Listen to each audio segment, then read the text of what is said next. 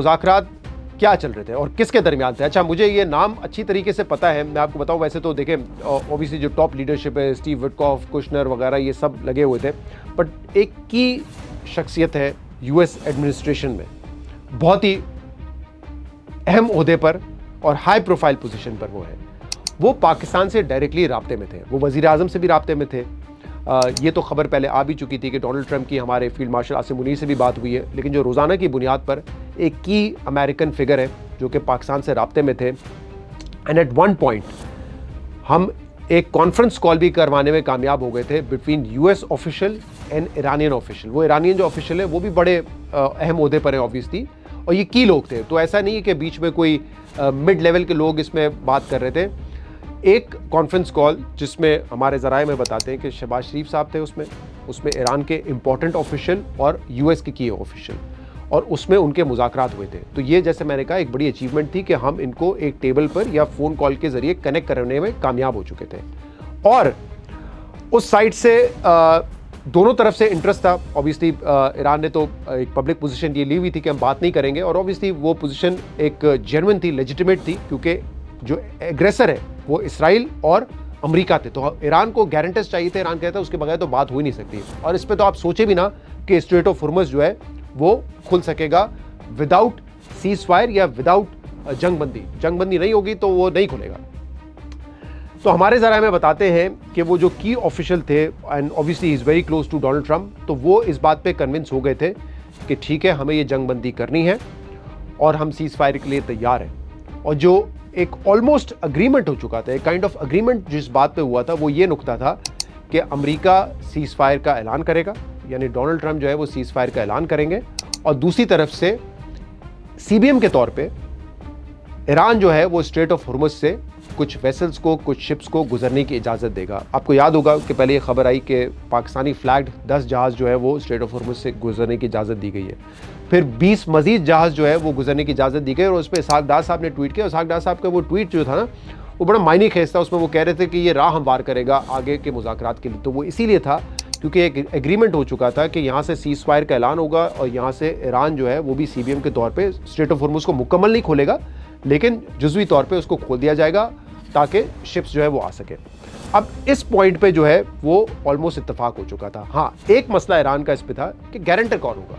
हो सकता है ये आज सीज फायर कर दें और इसराइल और अमेरिका दोबारा जंग छेड़ दें, हमला कर दें। ग्राउंड फोर्सेस वैसे ही वो तैयार कर दें। पेंटागन ने कहा था कि 10,000 हमें फोर्सेस चाहिए, तो वो जो है आपको पता है कि खत्ते में पहुंचना शुरू हो गए थे, और अभी भी ये इम्कान है कि किसी वक्त भी ग्राउंड फोर्सेस वहाँ पे जा सकते हैं, चाहे वो मकसद कुछ भी हो, खार्ग आइलैंड को कब्जे में करना हो, या स्ट्रेट ऑफ हुर्मुज़ को जो बंद किया हुआ है उनके ग्राउंड ट्रूप्स वहाँ पे जाएं और फिर ईरान की जो एबिलिटी है उसको नाकारा बनाने की कोशिश करें। कुछ भी ऑब्जेक्टिव हो सकता है, तो उनको चाहिए था गारंटर। और इसी वजह से पाकिस्तान ने फिर ऑब्वियसली चाइना को अप्रोच किया। चाइना एक बड़ा पावर प्लेयर है, तो अगर अमेरिका ये कमिट करता है चाइना को भी कि हम हमले नहीं करेंगे, बीच में पावर ब्रोकर हो अगर, और चाइना के ऑब्वियसली ईरान से भी अच्छे ताल्लुकात हैं, तो फिर शायद ये मंतकी अंजाम तक मामला पहुंच जाता। तो चाइना बतौर गारंटर इसमें एक रोल प्ले कर रहा था। पाकिस्तान ने उनसे बात की, इस बात पे ऑलमोस्ट एग्रीमेंट हो गया कि अमेरिका सीज फायर का ऐलान करेगा और यहाँ से जुज़वी तौर पे स्ट्रेट ऑफ हुर्मुज़ खुल जाएगा।